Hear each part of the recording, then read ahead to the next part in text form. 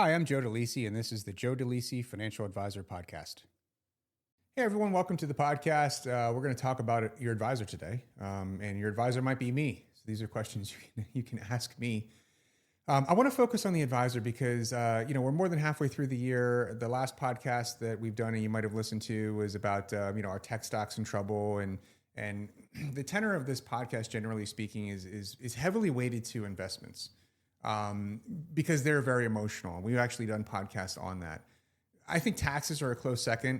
People get very emotional about taxes. I know I do. I don't want to pay any. But when it comes to other things, like whether it be insurance or cash flow management or, there's a litany of things that we do for clients, establishing legal documents. Sure, there's a little emotion in that, but the reality is those things are like done once, and then you don't really think about them that often.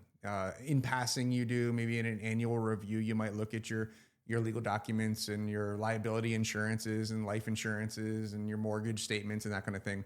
But those things aren't on your mind constantly, not nearly as much as the investment portfolio is. It's just in your face all the time. And I think taxes, like I said, are kind of a close second. They pop up many times through the year. If you're a business owner, you're doing it quarterly, maybe, or maybe in October. If you're W-2, it's usually April. But it comes out. The reason why I'm kind of keying in on the emotional part is because that will wreck you. If you operate on your financial plan or your investment strategy or your retirement income planning, if you do that, if you build it on emotion, you're going to get in trouble. So I don't expect any of my clients, and myself included, like I am my own client. And I have an advisor that I run things by all the time. When Jamie and when we're looking to do things, like we're thinking about adding a pool right now, I'm going to run that by somebody. I'm not going to make that decision on my own. I know the numbers. The numbers are the easy part. I know where to get the money. That's the easy part, at least for me, because running my own balance sheet. But the emotional part, like what am I missing? Who is going to give me real advice and tell me no if it's a bad idea and explain why? That's what I'm looking for in an advisor. And so, today the title of the podcast is your advisor a weak link? Now, I don't mean this to be negative, but honestly don't really even care if it does come across negatively, because I'm in the business of saving people from, infinite damage to their portfolios and their balance sheet. That's what I do. My job is to remove worry from my clients' lives. Like we've talked about it before. Let us worry for you. That's our job when it comes to finance. If you have an advisor who is a weak link, or sometimes I call them a chameleon. I do a lot of coaching for advisors. I do a lot of speaking around the country. And again, it sounds so negative, but I will get questions from the audience from advisors, and they're asking me questions where I can read behind the question. The question is, yeah, but what if my client really, really wants to speculate and gamble with their money? Do I let them walk out the door? Yeah, but what if my client just does not want to do the right thing on taxation? Do I lose that client over that? My answer is yeah, you do. You do. Otherwise, you're a chameleon, right? Otherwise, it's a bait and switch.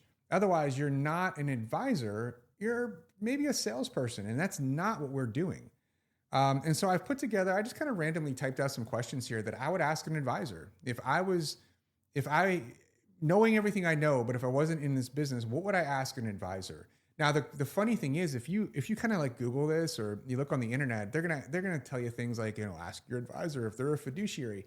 It is such an overused thing, not because we're not fiduciaries, we are, but that doesn't tell you much. In fact, a lot of clients don't even really understand what that is from a legal standpoint, because our industry has had so many different legislations around that. And it spans over many, many different administrations, actually. So the Obama administration had one take on it, and the Department of Labor was the one that ran that. And then we were gearing up for what we thought was going to be a Clinton administration, and they had another take on the DOL and fiduciary standards, et cetera. And then the Trump administration actually took over, and that changed things. And then the Biden and now Trump. So it flip-flops a lot, right? So even those fiduciary standards, I just don't think that the average client, I don't really think that tells you much. So here's what I would want to know.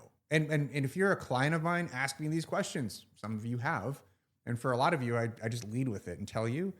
If you're not a client of mine, ask these questions. I mean, these are things that are completely legitimate. And these are just some of them. And in no particular order, I would ask, look, how long have you done this? Now, this isn't fair. It's just not, because 23-year-old Joe, when I first started out, look, I wanted to be in this career and I wanted to be phenomenal. And the only way I was going to be phenomenal is if I did it for 20, 30 years like I have. And so you got to start somewhere. I'm not saying a young advisor can't be a phenomenal advisor. But look, wisdom is information and experience when they collide. And you need wisdom from an advisor. You can't have somebody who has no experience. It's very difficult for them to navigate. So look, if your advisor is young, I would maybe ask, okay, well, who's your mentor? How long have they been doing it? That's a fair question. If you've got an advisor like, say I was 27-year-old Joe, I was 4 years in the business. That's not a long time. Well, Joe, who is your mentor? And the people that taught me, they had been in the business. One gentleman was in the business almost 40 years at that point. If the advisor says, well, I've been doing this for 4 years and my mentor's been doing it for 3, I'm not telling you not to use that person, but you might want to think that through. You need wisdom when it comes to emotional things around money and how you're going to build this balance sheet for your family. Here's a great one. What is your investment philosophy?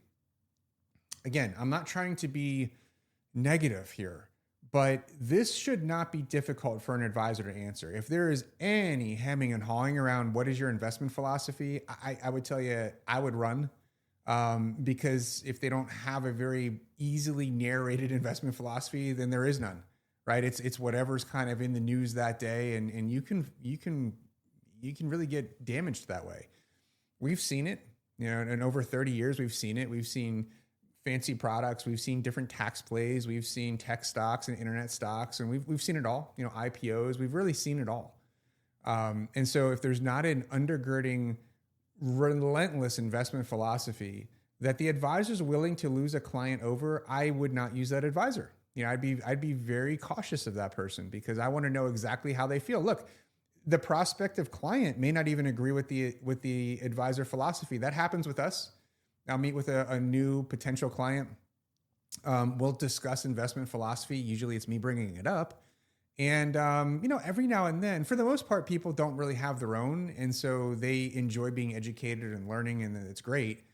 Every now and then I have somebody that just cannot stop the gambling and the speculating and the this time is different. And we are not a fit for that person. I would love to work with them. I'd love to work with everybody, but I am willing to lose that person because I do not want to co-sign what I think is a negative or something that can really injure them in terms of building their balance sheet. So what is your investment philosophy? It's a simple question. Here's a really, really good one. Heck, these are all good because I wrote them, right? I'm not objective. How do you build income for retirement, and when do you do it? This is this is new to me. Maybe I just wasn't paying attention before, but what I mean by being new to me, look, I think people should, I don't care how old you are. If you're 35 and you're thinking about retirement, we should talk about that. Obviously we can't predict the next 20 or 30 years, but we can model it out and have an idea of where you're headed directionally. It's like jumping on an airplane and say, I'm going to fly to San Diego from St. Louis. And I'm like, I have no roadmap. That would be insane. Right? You get on an airplane, you start flying to San Diego, you're going to make little micro adjustments along the way. Obviously, the wind changes and weather changes and whatever. So to have no idea where you're headed, even when you're really young, that doesn't make a lot of sense to me. But this is what's bizarre and what's new to me. I have a lot of new clients that have come to us, let's just say in the past, 3 years or so. And they're like my age, that they're in their 50s. And their biggest complaint is that their advisor just kept saying to them, like, well, you'll be fine. When they would ask about retirement income planning, you'll be fine.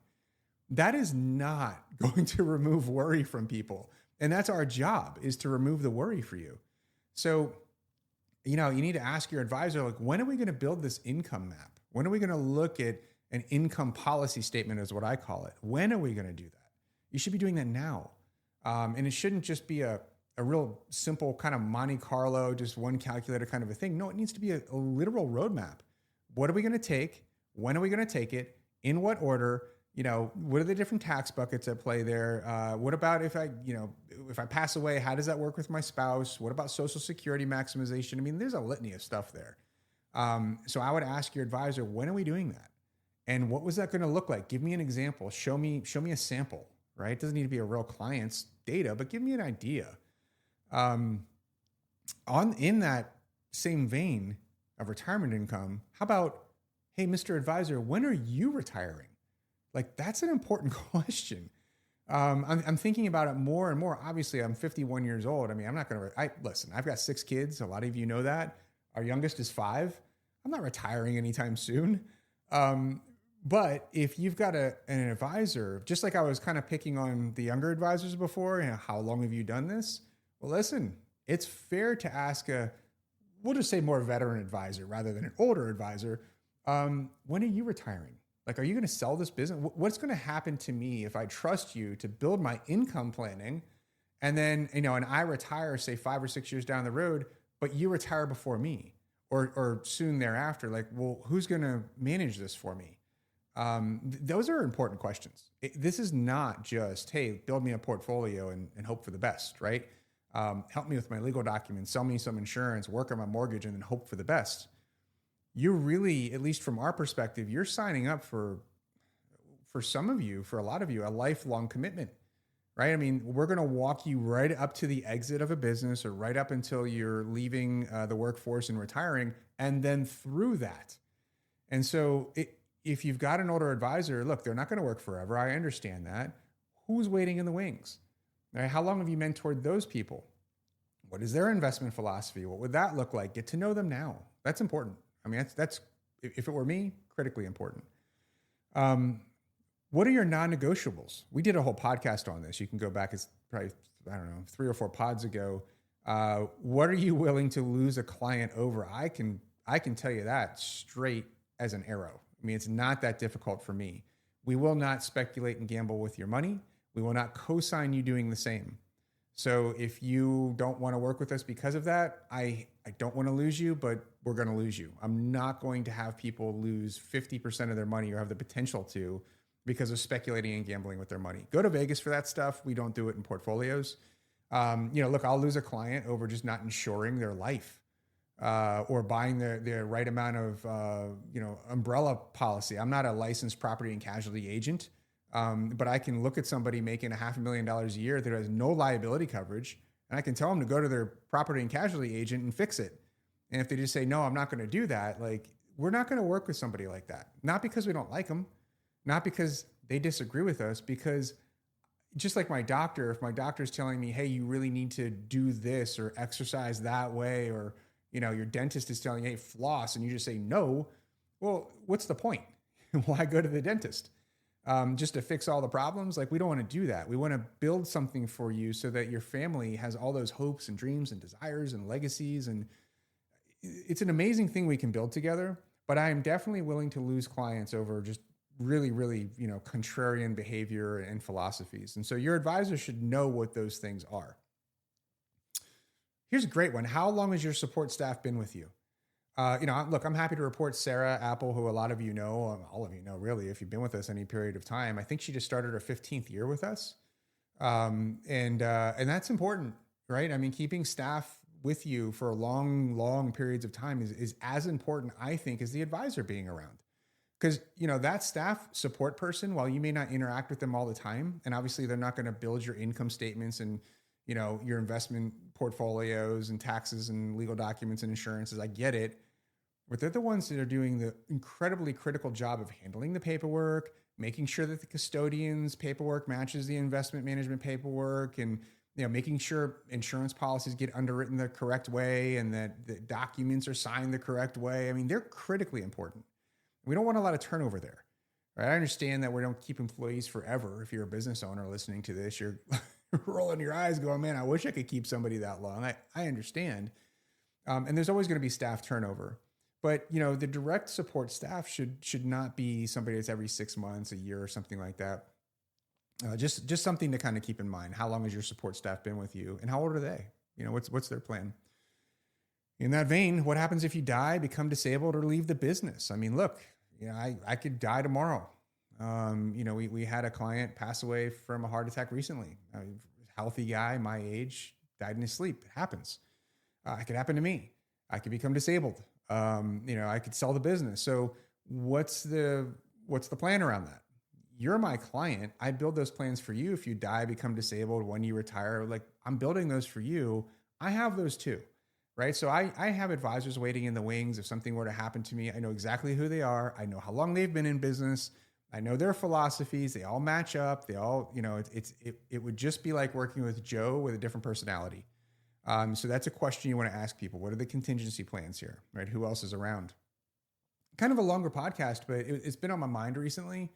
As we have a lot of people retiring, we've gotten a lot of new clients. And so I want people to understand the heart we have, again, is to remove the worry for you, whether it's in investing or insurance or income planning or tax plan, whatever it might be. And the only way that we can do that is if we have an in-depth knowledge of who we are. We're all taught on our side to know your client. That is true, but we need to know us. How do we operate? What are our philosophies? How do we treat our employees? What's the business here? What's the continuation plan? These are all things you should know too. So thanks for listening again. Check out the video. We've got Apple Video. It's right there on your phone. Just click it. You can get the video of this, which is kind of newer for Apple. Obviously, video on Spotify, video on YouTube. And we'll talk to you guys soon.